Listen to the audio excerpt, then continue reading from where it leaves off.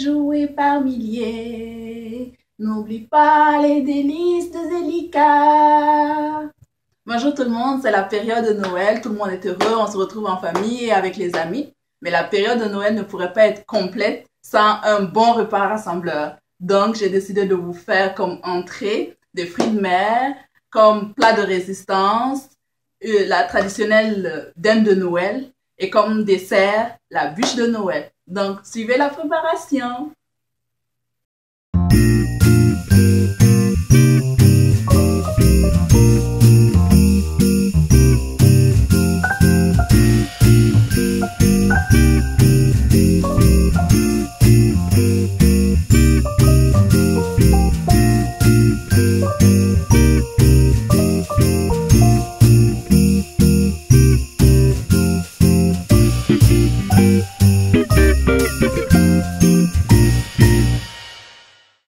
Pour la dinde, c'est de la préparer la veille. Pour cela, on immerge la dinde d'eau jusqu'à ras-bord. Puis, on met une grande quantité de sel.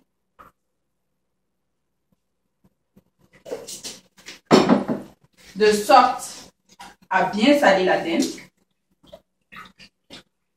et la rendre tendre. Et pour ajouter de la saveur, on va mettre 2 à 3 cuillerées de vinaigre balsamique, dépendamment de la taille de la dinde. Puis, on la laisse reposer. Et la préparation va commencer le lendemain matin.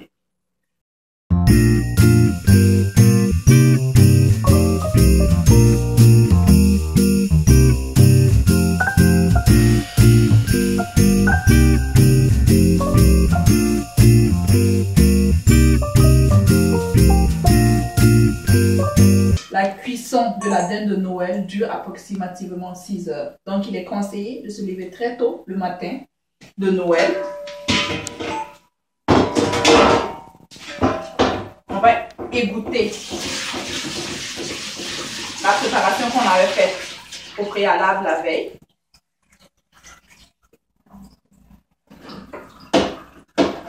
Une fois qu'on s'est débarrassé de toute l'eau, on passe maintenant à la partie la plus importante, l'assaisonnement. Et pour ce faire, on découpe grossièrement du persil, plus du laurier. On les découpe grossièrement parce qu'on va les broyer. On les met dans le broyeur comme ça, accompagné d'ail.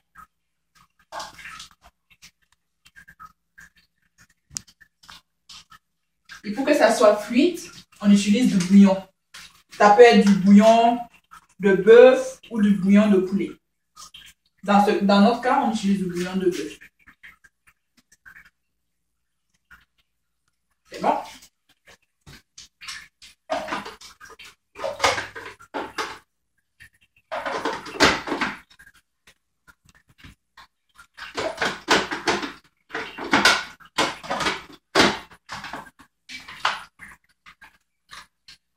On écrase.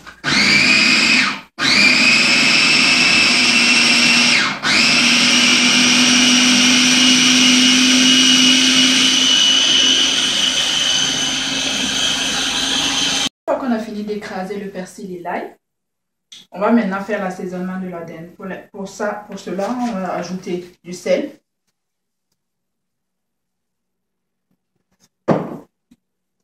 plus du poivre,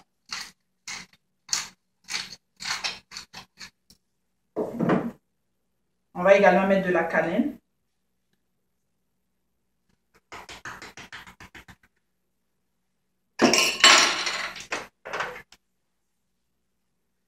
du coriandre,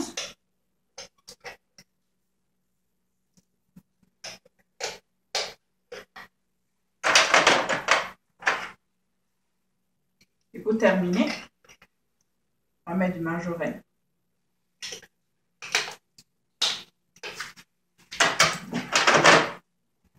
Maintenant, on va additionner la moutarde. Vous pouvez soit utiliser une grosse boîte de miel Dijon, ou bien vous pouvez prendre 3 petites boîtes. C'est à votre guise. Puis maintenant, on mélange le tout délicatement.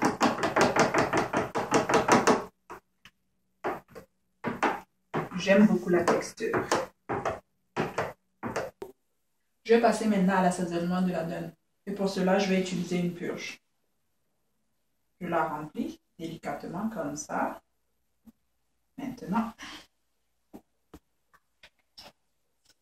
j'essaie d'atteindre toutes les parties internes avec la purge. On va le remplir.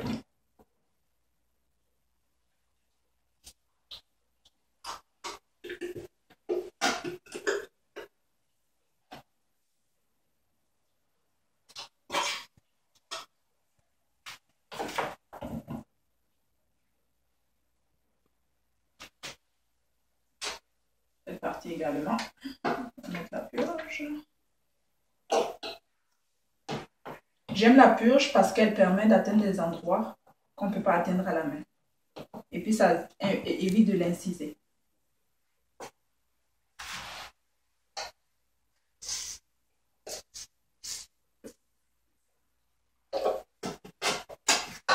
Maintenant, on peut continuer le travail à la main. On va verser ça délicatement un peu partout, comme ça. Comme ça. Comme ça. Oh, c'est beau. J'ai déjà l'eau à la bouche. Comme ça. Et partout, partout, partout, partout, comme ça. On va continuer avec l'assaisonnement. J'aime vraiment la texture verte.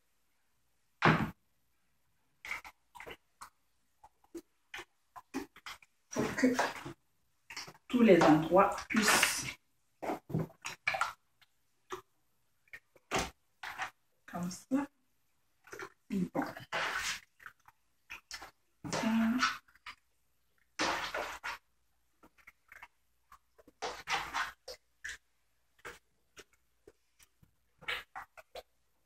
Une fois qu'on sent que toutes les parties ont été bien assaisonnées, on va passer à l'ajout de la pomme de terre.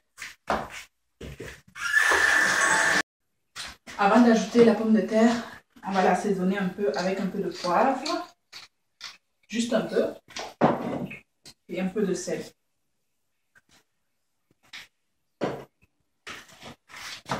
On va juste les mélanger à la sauce pour qu'elle puisse aller chercher les saveurs.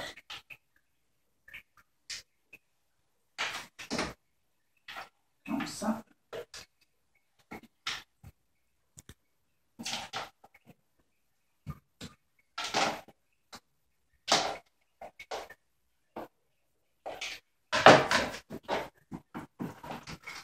Je mélange délicatement comme ça.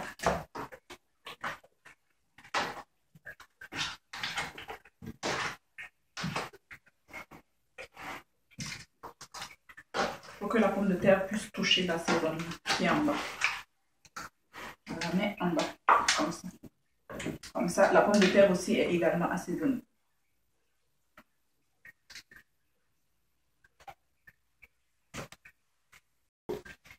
Après avoir fini tous les assaisonnements, on le referme et on va le laisser reposer pendant 6 heures de temps. Et quand il sera bien reposé, on va passer à l'autre assaisonnement. Reposer pendant 6 heures de temps. Maintenant, il est temps de l'enfiler. Et pour ce faire, on l'ouvre. Vous vous rappelez de la pomme de terre qu'on avait laissée? On va le mettre à l'intérieur, comme ça. À l'intérieur de la dinde. Ils vont cuire à l'intérieur, comme ça. On va laisser quelques-uns autour. Maintenant, ensuite, on va l'enfiler. Après avoir fini de l'enfiler, ça donne ce merveilleux résultat final. Avant de le mettre au four, on déverse juste quelques gouttes d'huile d'olive par-dessus. Préalablement, on avait mis le four à chauffer à 380 degrés. Maintenant, on va le mettre à 180 degrés pour la cuisson. Exactement. Vu que tout est prêt, on va le mettre au four.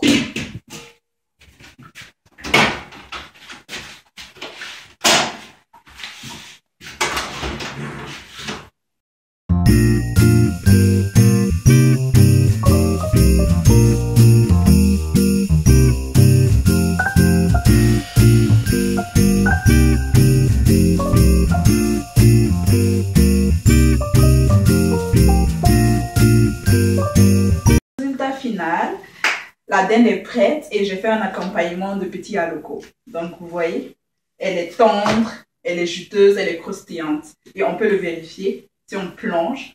Vous voyez, ça fond directement. Elle est parfaite.